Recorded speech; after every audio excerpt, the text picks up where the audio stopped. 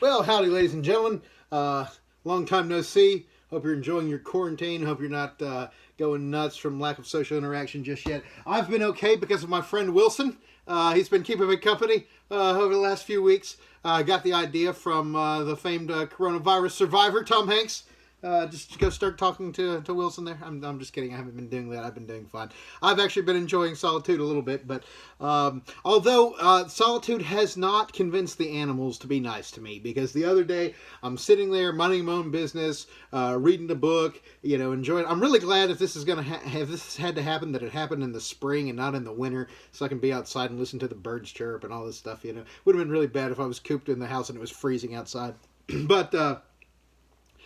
But anyway, so I'm sitting there minding my own business, reading a book, and lo and behold, I look, and a snake has crawled up almost at my feet. Terrified me to death.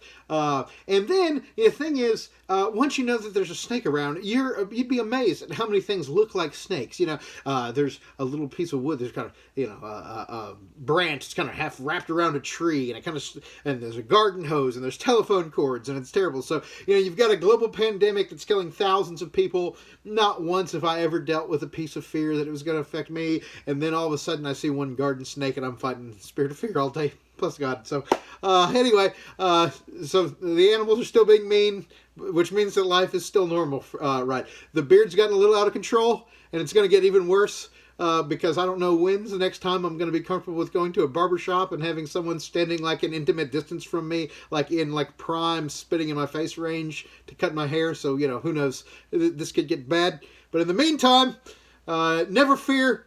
History lessons are here. And today, of course, is not necessarily going to be a great pick-me-up either, though, because, now we're going to look at the rise of totalitarianism in the 1930s and the way it leads us into World War II. So the next video or two that I make here is really going to be leaving American history for a minute to set up what's happening overseas so that it'll make sense why we get involved in it. So today, I'm not going to go into as much detail with you guys as I will with the world history class about, how Hitler and Stalin come to power and those sorts of things. Although, if you're really curious, you can watch the videos on my channel that I'm giving out to the world history class as well. But I do want to give you enough of a sense of what's happening over in Germany, Japan, Russia, Italy, that leads us ultimately to having to fight World War II in the first place.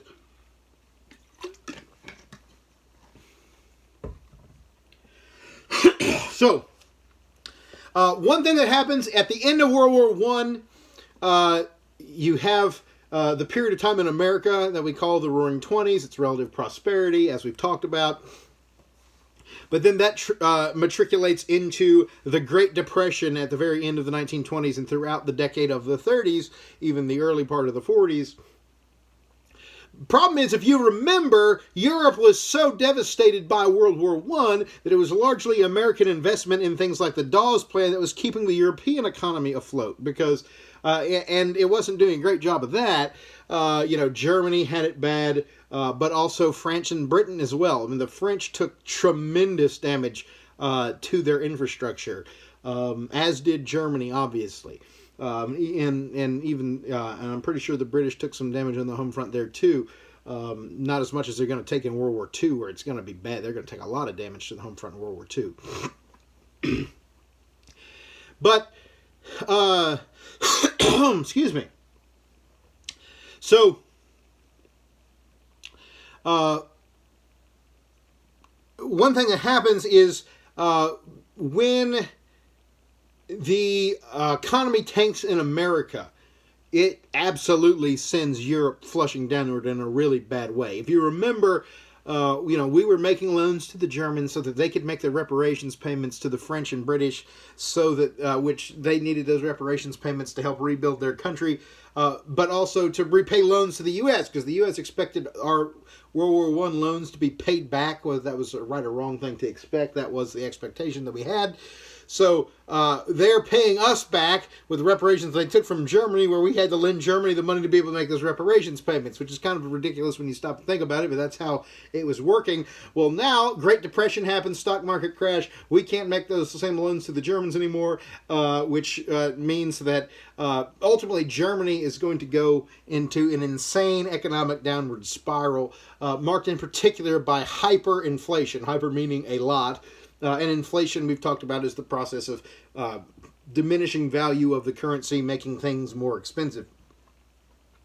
It got so bad in Germany, and the inflation was happening so fast, because the only way they could make these reparations payments is to print more money, was their thought. But the problem is, when you do that, the money that's already in circulation becomes less valuable. And so you literally... A lot of times, if you had to make an average grocery run in Germany at the lowest point of the 1930s, you would have to, there's accounts of people literally putting wheelbarrows full of Deutschmarks, which were their currency, and when they would get paid, they would run right to the market, because if they waited to the end of the day, the currency will have lost value, because that's the rate at which the currency was deflating. So absolute economic devastation. I remember the world history textbook that we use has a picture in there of children just making castles out of just stacks of marks, because they were functionally useless. Well, this is going to be ripe conditions for wicked people to take advantage, and that is exactly what happens. And you have possibly the man that's maybe the personification of evil in history. Adolf Hitler is going to emerge in Germany as a leader. Maybe I should have worn another shirt than this kind of khaki one. I don't want to look like a Nazi. So any resemblance is coincidental. But you've got Hitler rising to power in Germany. Meanwhile, out in Eastern Europe and into Asia, you have the rise of totalitarianism in the Soviet Union as well. So you have Vladimir Lenin in the midst of World War I overthrows the Russian Republic that had very, very briefly overthrown the Russian Tsar. And so now you've got a situation where Russia has renamed the Union of Soviet Socialist Republics to be more inclusive of some of the other regions that they controlled as an attempt to ward off nationalist uprisings. So the Soviet Union becomes the world's first communist government worldwide. And then in Italy, you have the emergence of a fellow by the name of Benito Mussolini, who's the leader of what they call the fascist movement, which takes its name from the fasces, which was a symbol of Roman power. The fasces, it was kind of a neo-Roman imperial motif by calling themselves fascist. And then meanwhile, in Japan, who had actually fought with us in World War I, Japan they still have the same traditional imperial family line that has ruled for literally hundreds of years in Japan, that was literally worshipped as a descendant of the gods. Hirohito is still the emperor, but the functional control of the government is kind of passed into the hands of a military dictator, a general by the name of Hideki Tojo. And this is not uncommon pattern in Japanese history. For several hundred years of Japanese history, for instance, there was a period of time where you had kind of a sham emperor, and behind him, a military dictator known as the shogun controlling Japan. This was kind of back in the feudal times, which didn't match the exact timeline of European feudalism, but. So in some ways, Tojo kind of emerging as this kind of power behind Hirohito's throne is a little bit of a recurrence of kind of some Japanese patterns. So we'll take a little bit of a look at all these different ideologies that are coming to power in this video, and then in the next one, we'll kind of talk about the actual beginning of the war. So, really, the first of these forces to come to power really is actually in the Soviet Union. So maybe we'll start there, even though the Soviets are paradoxically going to wind up actually being our allies in World War II for a very short, for a handful of years, and then they're going to become our mortal enemies for the next several decades after, what we call the Cold War era.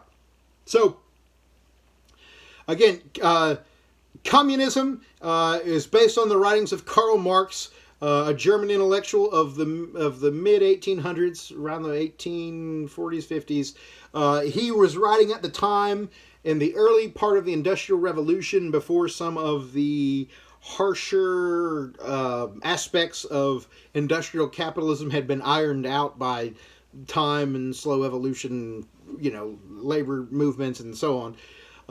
And so he had a ready audience for his kind of anti-capitalist rhetoric, because at the time, although capitalism was about to make the world richer and more prosperous and happier and healthier than it's ever been in history, it hadn't completed that promise yet. In the early 1820s, 1830s, industrial conditions, especially in European factories, were just miserable.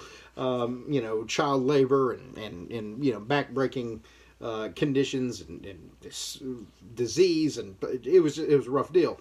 So because of that, there was discontent in Europe, and so Marx develops this ideology known as communism, which basically looks at all of history as being a history of class struggle, and the idea of, he was a radical materialist. Everything that was real was something you could touch. He did not believe in any sort of afterlife or any sort of spiritual world at all. So he was a radical materialist, and he took the adage that money makes the world go round and took it to an extreme, where he basically believed that there is no other force in the world than economic self-interest. Now, it is true that economic self-interest has been a major driver of history, but he took it to an extreme that was obviously wrong. Obviously people are motivated by some other things. They're motivated by faith. They're motivated by love of family or love of country, or they're motivated by different goals and desires and dreams in their life. But for Marx, none of that counts. For Marx, the only driver of behavior is economic control and power and oppression. And he breaks the world into two classes of people, basically. You've got the group that he called the bourgeoisie, which were the owners, the ownership class, the people that own factories, the capitalists, the ones that put up their capital to establish factories and things of that nature. And then you had the proletariat, which were the workers, and he targeted his writings more towards urban industrial workers, but those that would actually put communism into practice, whether it's Lenin or Ho Chi Minh in Vietnam or Mao Zedong in China, applied that same proletariat concept to peasants as well. And agricultural workers became more of a focus of some of those than Marx's theoretical writings had included them in. Marx viewed all of history, though, in this, it's nothing but a clash of rich versus poor. It's nothing but class warfare. That's all it is. And in his mind, the rich are always the bad guy. The poor are always the good guy. So he had this, belief that what he wanted was for the workers to rise up, seize control of all the factories, put everyone out of, put all these greedy, in his mind, capitalists out of business, and let the workers seize the means of production of the economy. So all the major factors of production, land, labor, capital, wanted to be under the control of the workers. And he thought that what you had to do is have what he believed would be a temporary dictatorship of the proletariat, where either a man or a revolutionary council representing the workers would rule with an iron fist until the reactionaries, that is those that opposed this revolution, were done away with. And Marx was quite comfortable with doing that in a violent and bloody way. He thought that after a period of time of dictatorship, eventually the state could dissolve itself and everything would settle into kind of a cooperative anarchy where the workers would govern the economy amongst themselves without a state. Now that part is, absolute fantasy. If you think that plan is going to survive contact with human nature, if you buy that, I got some oceanfront property in Arizona, as the great philosopher George Strait once said. They'll throw the Golden Gate in free. So, anyway, ultimately, Marx has this idea, radical views, complete abolition of private property, government takes control of the whole economy, the whole society, and this is actually implemented in actual government for the first time by the Russian Revolution that happened simultaneous to World War I, leads to Russia leaving World War One, signing what they called the Treaty of Brest-Litovsk, where Lenin, Vladimir Lenin, the first of the Soviet dictators, pulls the Soviet Union out of the war, gives a bunch of land to Germany in the meantime, so much of which was taken from Germany at the end of the war, became the briefly independent and eventually independent again countries of Latvia, Estonia. Excuse me. So, ultimately, communism comes to power in the Soviet Union, and it's a bad, bad deal. They put in secret police everywhere. They start teaching school children communist propaganda from a young age. They even teach their school children to turn in their parents to the government if they say bad things about the government. They throw churches and sometimes burn and shut down churches. Sometimes they would allow them to operate, but in very limited means and with the KGB spying on them all the time and all this kind of stuff. Many believers, went to prison camps in Siberia known as the gulags for their witness for Christ. You have a lot of any political dissident, anyone who disagreed with this new system was killed. And when Joseph Stalin, the second leader of the Soviet Union, comes to power with Lenin's death, after winning a power struggle with another fellow named Leon Trotsky, who had been the leading general at the Red Army at one point, the Red Army being the pro-communist forces in the Russian Civil War. When Stalin comes to power, he institutes a program that he calls the Great Purge, which is just basically wiping out everyone that has any criticism of him at all. Millions of people, even that were sympathetic to communism, are taken out. He also completely collectivizes agriculture, takes all the farmland from all the farmers. Engineers, because he was getting so much resistance from the Ukrainians in particular in the Soviet Union, the Ukrainian farmers known as the kulaks. He basically engineered a famine with genocidal intent to wipe out the kulaks of the Ukraine, and basically did so successfully. Somewhere between 5 and 10 million people killed by an artificial famine under Stalin's Russia. It's a great tribute to how wicked a man Adolf Hitler was that Stalin is going to wind up fighting with the good guys in World War II. Weird irony of history there. But so meanwhile, over in Italy in the 1920s, a new political ideology emerges known as fascism. And so fascism was... A lot of people, it's kind of traditional to say in political theory that communism is like the extreme left and fascism is the extreme right. That's probably a fair thing to say in the European context, where in Europe, right wing tends to mean more associated with the old landed aristocracy and hierarchy and so on. It's probably not a fair thing to say in the American context, where we hear right wing and think, government, non-interference, laissez-faire economics, individualism.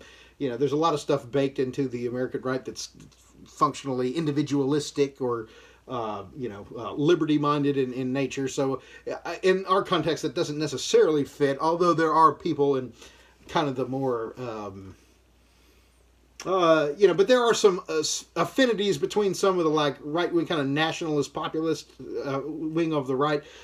Maybe has some affinities that if you took them into the extreme, they'd wind up in fascism. But so fascism is a philosophy that has some similarities to communism in terms of practicality. It has some difference in ideological foundations. Communism...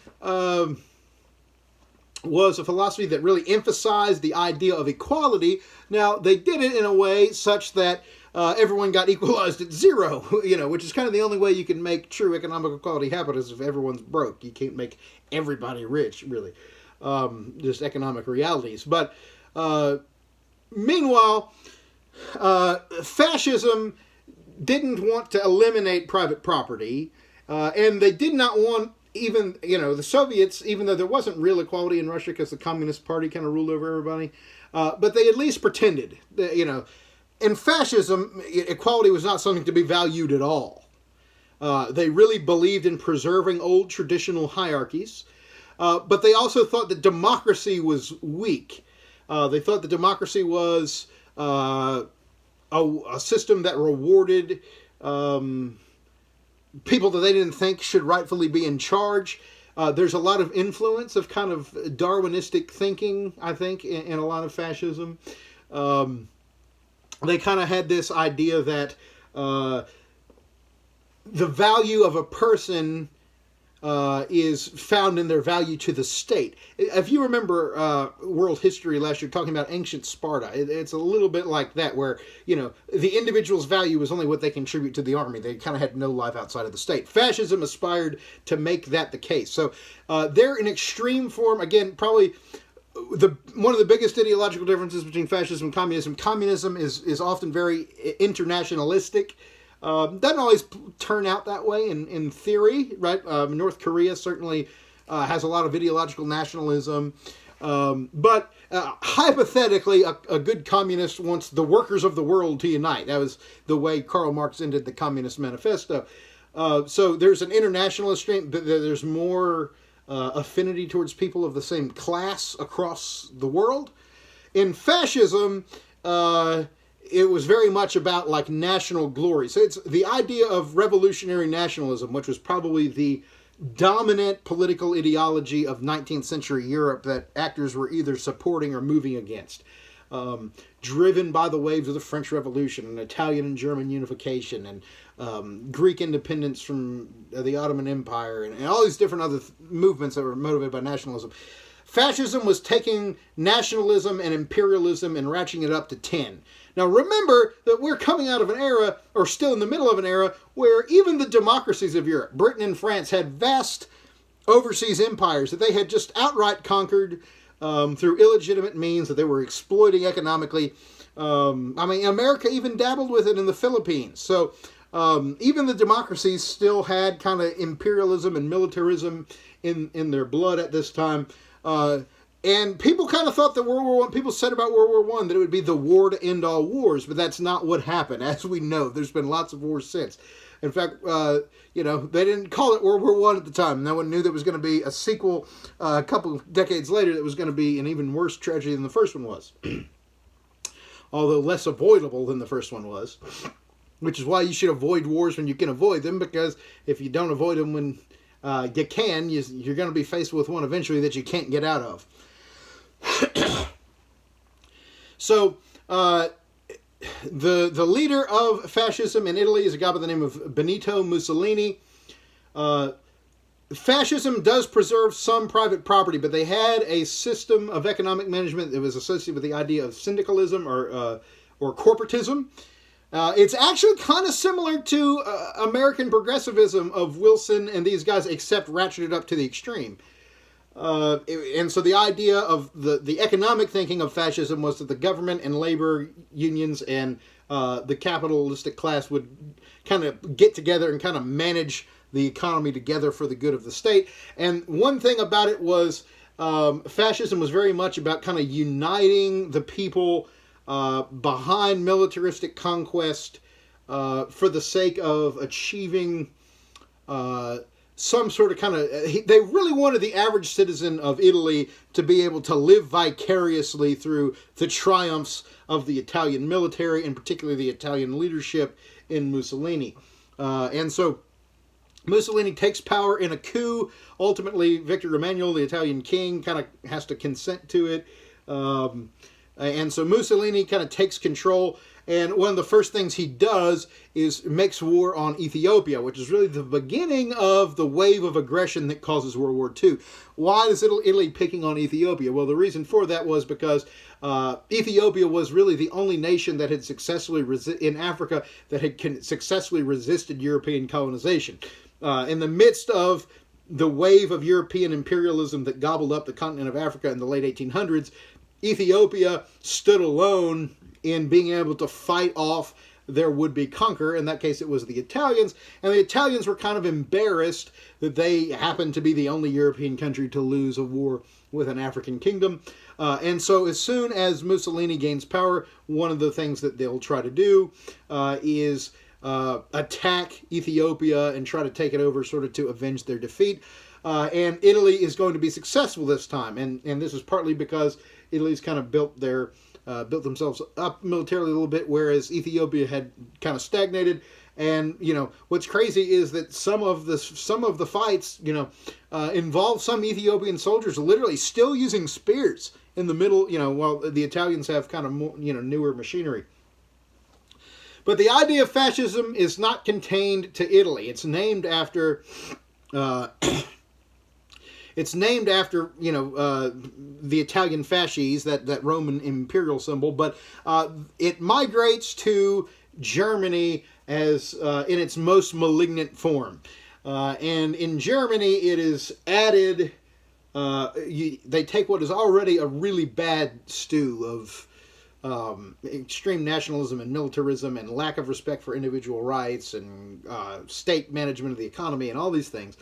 To all of that, they add, and I should say that Mussolini actually had people that they called the brown shirts that would go around and basically beat up opponents of the fascists. Again, I'm sorry, I should not have worn the khaki shirt today. Bad timing. But in addition to all that, in Germany, it's added another dimension of absolutely fanatical racism and especially anti-Semitism or prejudice against the Jews.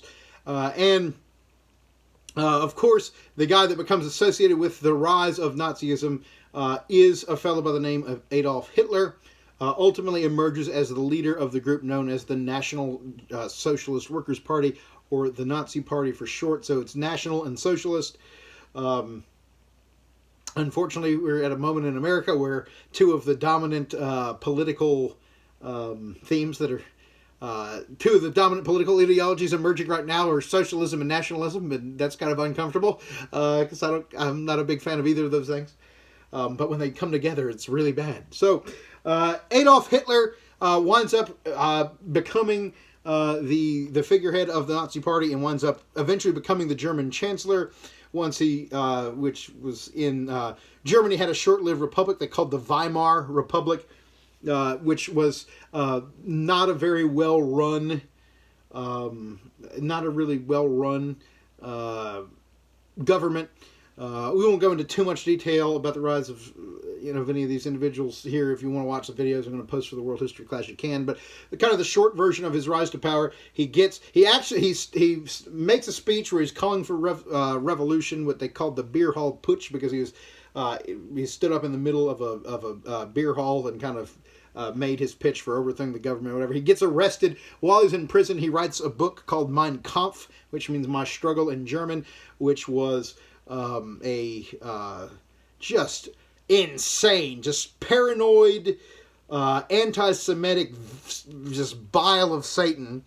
But basically scapegoated the Jews for everything bad with German society. And this has been a little bit of a tradition in European history. The Jews were scapegoated for the Black Death in the 1300s. Many other times in European history, they were kind of treated as scapegoats. There used to be legends that they would kill Christian children and use their blood to make matzo balls and all these horrible anti-Semitic rumors and things. So anti-Semitism had been just a part of European society for thousands of years. But again, Hitler grabs a hold of that strain of thinking and uses that as a way to blame the Jews for everything. Now, this is absolutely insane. The Jews did not have anything to do with causing World War I or causing the Germans to lose it. And yet, the poor Jews are blamed for the whole thing. Hitler develops a following. The book helps once he gets out, rise to a certain degree of prominence. He becomes the Chancellor. Paul von Hindenburg, who had been the president of Weimar Germany, kind of assents to Hitler. There was a fellow named von Papen who's involved in this. Ultimately, Hitler is kind of put in the Chancellor's position with people. There were a handful of people that kind of knew he was bad news, but felt like they could use him for their own purposes, and they were wrong. And their recklessness and cowardice in the face of danger, brought ruin on not only the German people, but all of the world. So Hitler comes to power, and he starts weaponizing resentment toward the Allied powers, among others. One thing, the Germans thought that the Treaty of Versailles was unfair. About that, they were probably right. They did not think that this war guilt clause was appropriate, and so there was a lot of very deep resentment in German society, and Hitler kind of weaponized that. You watch clips of him making speeches with his, dramatic flailing way, and I'm looking at that. I don't speak German, so I don't know what he's saying. I'm looking at that and thinking, how can you fools not tell this man is crazy? He's obviously insane. Just watch the video. I don't know what he's saying, but he sounds like a madman. But for whatever reason, he's able to latch hold of the resentment and hatred that was festering in German society. And he's able to weaponize that. Once he comes to power, there's a fire to the Reichstag, which was the German equivalent of Parliament. Most people believe that the Nazis actually set the Reichstag fire. That seems to be what happened.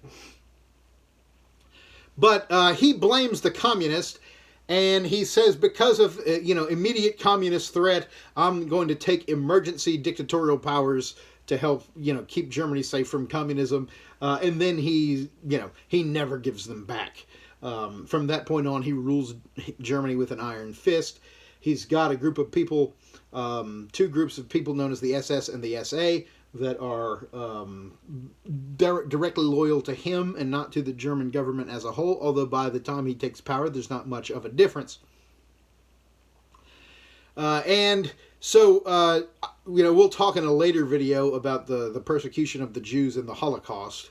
And obviously that's one of the deepest tragedies of history. It's painful even to talk about, the depths of wickedness that Hitler reached, and the people that worked for Hitler reached, and the depths of wickedness that the ordinary average German citizen was allowed himself to go along with or fight for because he was afraid of speaking out against the government, or because maybe worse, had agreements with it. I mean, it's a terrifying thing to think of. We'll talk about that in a later video.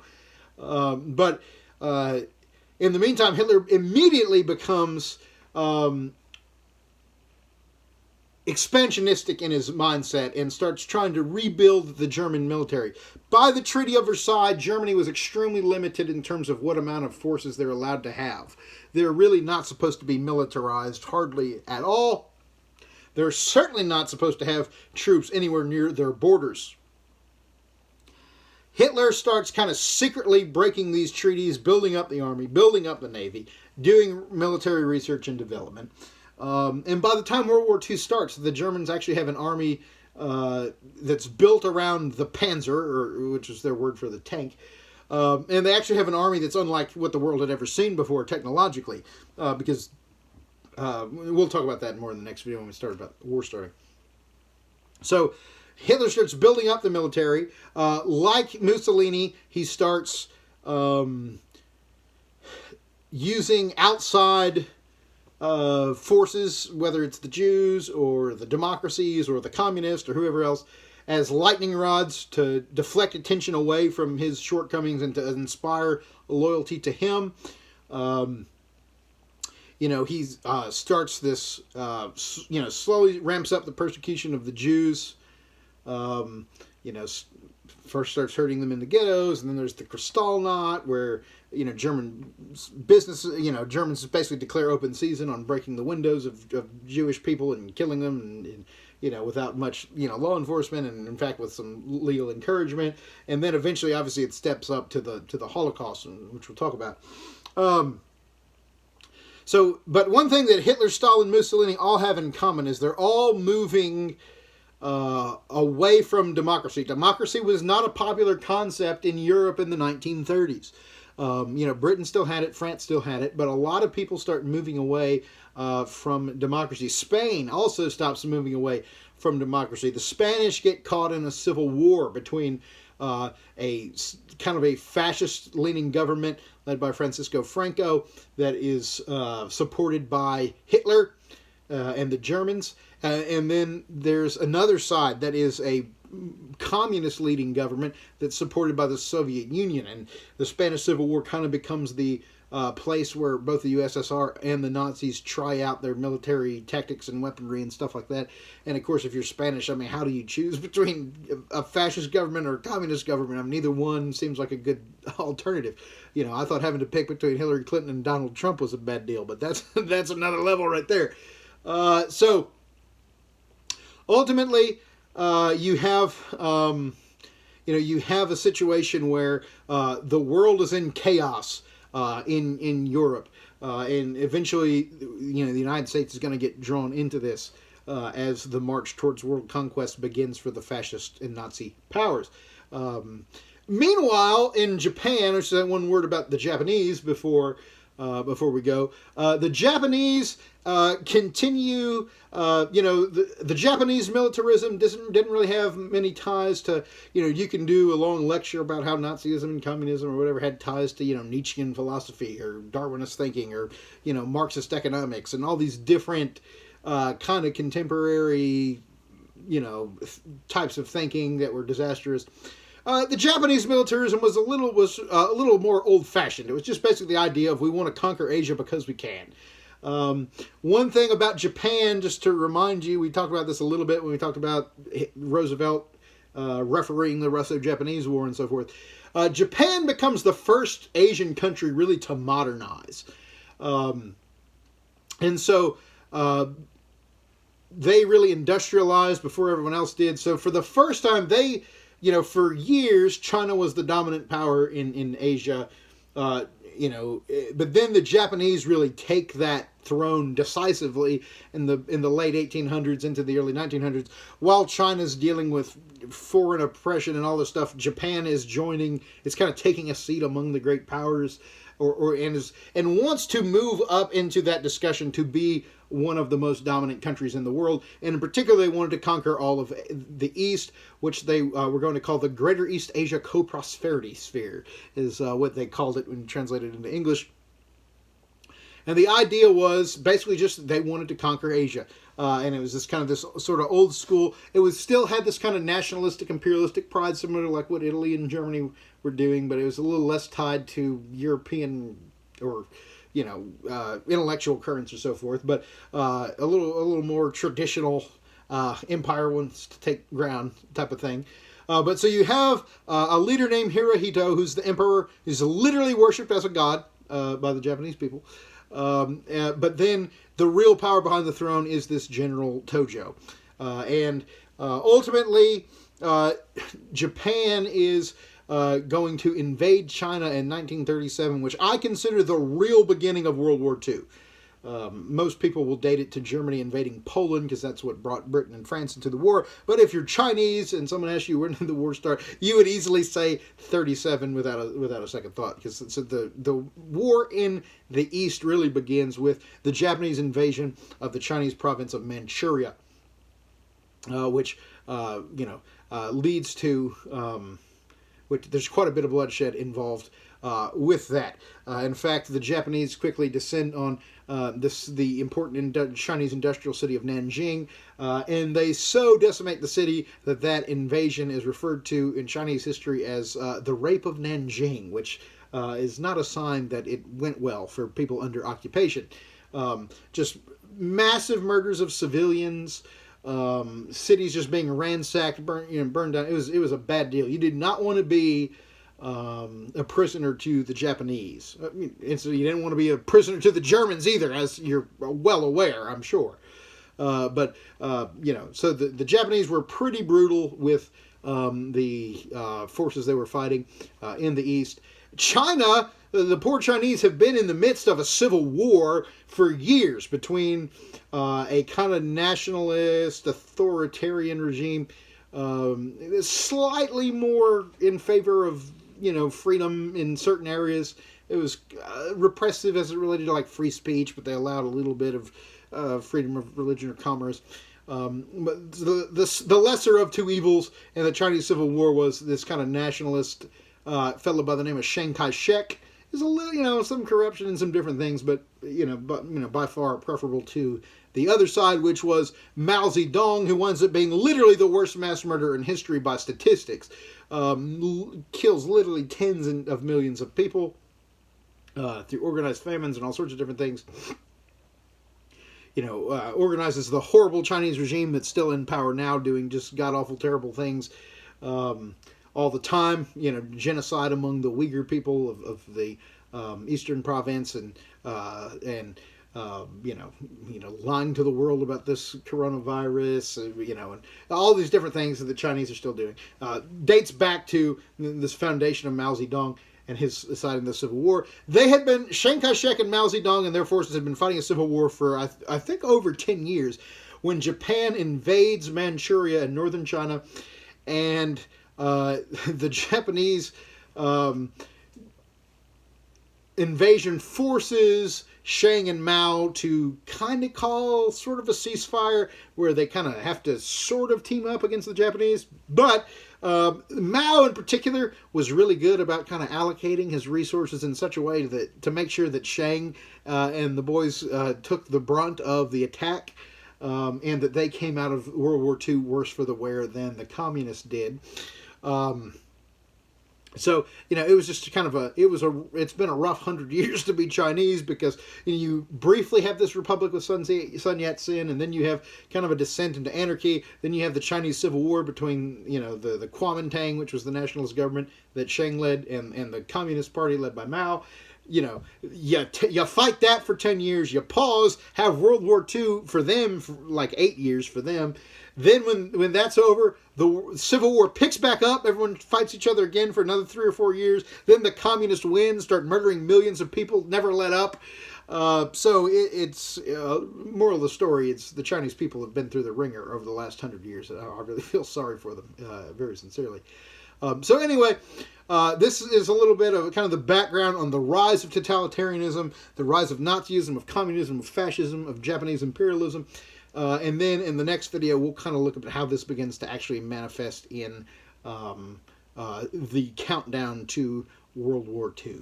So I'll talk to y'all later.